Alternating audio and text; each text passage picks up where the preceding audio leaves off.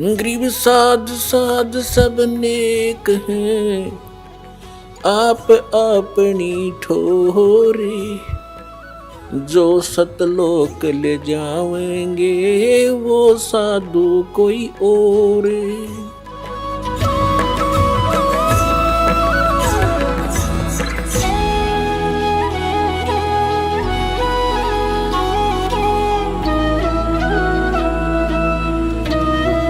तो क्या बताते हैं कि हम समझा करते जो जंगलों में चले गए और धोने लगाकर आग अग्नि जलाकर बैठे हैं आसन पद्म लगाकर। गृहस्थी ये सोचा करते थे भगवान तो ऐसे मिलेगा, हम ऐसा नहीं कर सकते, हम बच्चे नहीं छोड़ सकते, ना इतना समय हम निकाल सकते। इसलिए हमने भगवान को खोजना बंद कर दिया। क्यों? इस तरह डले ढुए नहीं और भगवान मिले नहीं। फिर भी दुख होता था, अपनी छोटी मोटी क्रियाएं भगवान की करते ही रहते थे, क्योंकि आत्मा परमात्मा के बिना नहीं रह सकती।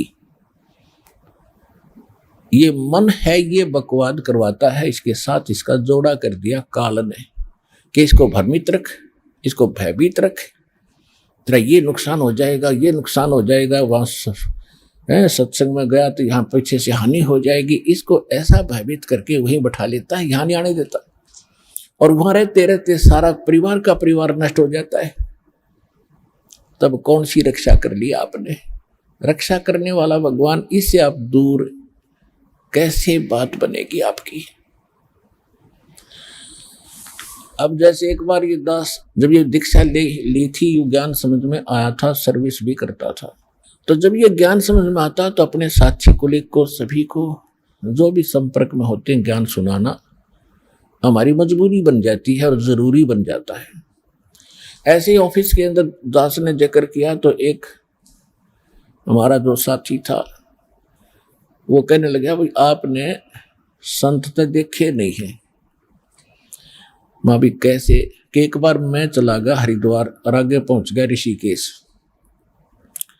ऋषिकेश की झाड़ियों के अंदर मैं घूमता घूमता गया, आगे क्या देखा कि 10-20 व्यक्ति बैठे एक वृक्ष के नीचे और जंगल की तरफ टकटकी लगाए बैठे।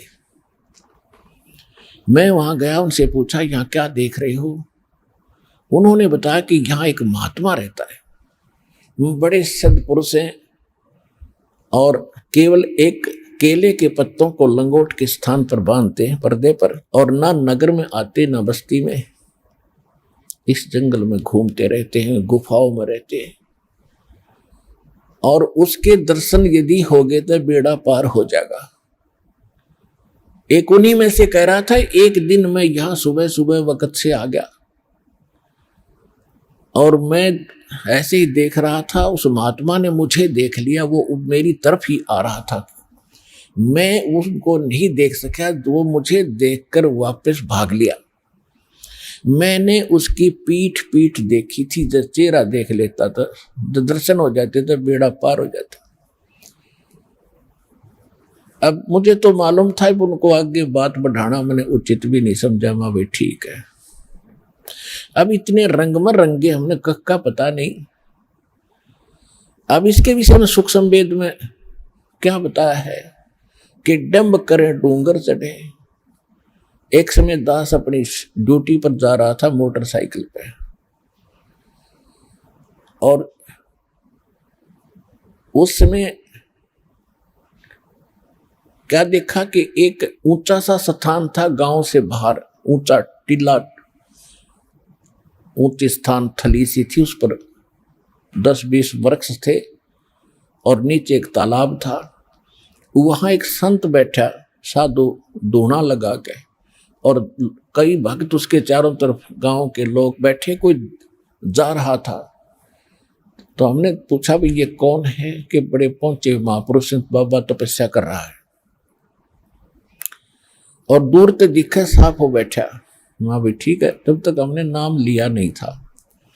अब नाम लेने के बाद परमात्मा की ज्ञान के प्रकाश में दिखाई दिया, वो तो डले डोए था, पशु था। क्या बताते हैं कि डंब करें, पाखंड करें, डंब माने पाखंड, डंब करें डूंगर चढ़े, डूंगर माने ऊंचे स्थान पर बैठेंगे, न सब न दिखूं, तपस्या कर रहा हूं, डंब करें डूंगर चढ़े अंतर झीनी झूल, और जग जाने यो भक्ति करे यो बोवे सूल बबूल। जो साधना ये संत ऋषि महात्मा, हम जिनको महात्मा मान्या करते, जो ये साधना भक्ति कर रहे हैं, कोई है प्रमाण किसी सदग्रंथ में या किसी महापुरुष ने किया जिसने भगवान मिले, जिसमें आदरणीय गरीबदास साहिब जी, आदरणीय नानक साहिब जी, आदरणीय दादू साहिब जी, आदरणीय गीसा साहिब जी, आदरणीय मुल्कदास साहिब जी, आदरणीय धर्मदास साहिब जी, ये पहुंचे योग संत थे, परमात्मा पाया था इन्होंने किए कभी ऐसे साधनाएं। और ब्रह्मा विष्णु महेश तीनों गृहस्थी, और इनको पाने के लिए जंगल में लंगोट बांध के बैठे ब्रह्मचारी बन के। हद होगी हमारी बुद्धि का, पत्थर पड़ गए थे, कभी ज्ञान नाम की चीज नहीं थे हमारे पास। अब क्या बताते हैं कि डंब करें डूंगर चढ़े अंतर झीनी झूल, और जग जाने यो भक्ति करे यो बोवे सूल बबूल। अब ये तो ड्रामा करते हैं कलयुग के जो कर रहे हैं। सुबह जैसे गर्मियों के दिनों में 40 दिन तक 5 धोने लगा कर बीच में बैठ गया, 40 दिन में होगी अमर काया, वाह भाई वाह। या फिर झरना बैठ गए, कहते ये तो है एक ड्रामाबाजी। और पहले ऋषि महर्षि तन मन धन से भक्ति करते थे, हजारों वर्षों तक उनकी लंबी आयु होती थी, तपस्याएं करते थे, उनको कुछ नहीं मिला, क्योंकि ये परमात्मा प्राप्ति का साधन ही नहीं है। इससे क्या होता, तप से राज मिलता है, तप से राज मदमानम, और जन्म तीसरे शुक्र समानम। जैसे सदग्रंथों में भी लिखा है, तपेश्वरी सो राजेश्वरी, राजेश्वरी सो नरकेश्वरी। तपेश्वरी, तपेश्वर यानी तपस्वियों में सबसे श्रेष्ठ, घना तपस्या करने वाला। और राजेश्वरी, वो राजाओं में सबसे ज्यादा ताकतवर और धनवान राजा होगा। और जितना ज्यादा अक्षेत्र जिसके पास होगा वो ताकतवर माना जाता है। राजेश्वरी सो नरकेश्वरी, इतना ही नरक उसने घना मिलेगा। वो नरक में भी सबसे आगे पड़ा पाओगा, सबसे ज्यादा समय तक रहेगा, वहां भी नरकेश्वरी होगा वो। तप से राज, सूक्ष्म वेद में लिखा, तप से राज और राज मदमानम, और जन्म तीसरे वो शुक्र सवानम। तब से राजा बनेगा, राजा में अभिमान होता है, वो उल्टे कर्म करते पीछा नहीं देखता। अपने राज्य के विस्तार के लिए, अपनी प्रभुता बनाने के लिए दूसरे राजाओं पर चढ़ाई कर लेते, उनके राज्य को हड़प करने के लिए। और ना जाने कितने नौजवान बच्चों को मरवा देते, सैनिकों को। और फिर आप कहां गए, कहां उनके राज आज गधे बनकर घूम रहे, वो कुत्ते गधे सुअर की योनि में राजा लोग। ये अनमोल मनुष्य जीवन ये डले डौण के लिए नहीं मिला था, ये बकवादों के लिए प्राप्त नहीं हुआ था। ज्ञान ना होने से हम इस काम लाग गए, भगवान तो मिला ही नहीं। जब भगवान नहीं मिला तो फिर बकवादों में लगेगा। जैसे गाय के बच्चे को जब वो माँ का दूध पी रहा होता है तो क्या करता है धनी, उसको माँ का स्तन छुड़वा के अपने हाथ की उंगली दे देता है 2 मुख में, और वो थोड़ी देर तो उसको ऐसे ऐसे मारता चूसता रहता है जैसे दूध होगा इसमें। वो उसको धीरे धीरे ले जाकर खुट्टे तो बांध देता है रस्से ते, और वो थोड़ी देर तो उसको चूसता फिर वो छोड़ देता है कि उसमें तो वो आनंद आ ही नहीं रहा जो माँ के स्तन में था। फिर वो क्या करता, या तो ऐसे ऐसे करता, या फिर उसमें द्वार का शर्मारन लग जाएगा या कूदन लग जाएगा। यानी जब उसको आनंद आ रहा था तब तो निश्चिंत वो आनंद ले रहा था, और जब वो छूट गया तो आनंद जिसको उसने उंगलियों को सतन मान कर थोड़ी देर तक चूसा वो छोड़ दिया, क्योंकि उसमें वो आनंद नहीं। फिर लगा टक्कर मार दीवारों के।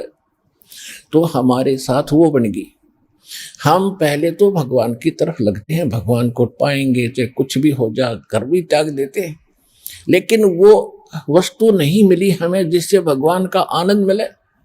हमने ये नकली साधनाएं तो मुंह में उंगली दे रखी थी, या कितनी देर आनंद देगी।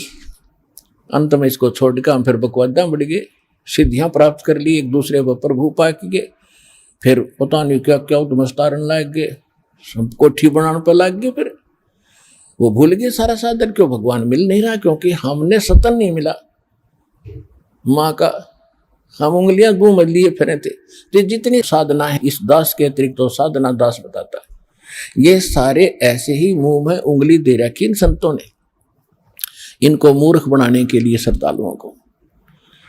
ये कभी वो आनंद प्राप्त नहीं कर सकते, यानी मोक्ष प्राप्ति कभी नहीं हो सकती। वो यहाँ होगी सतलोक आश्रम बरवाला जिला हिसार में, इस दास से भक्ति विधि प्राप्त करके।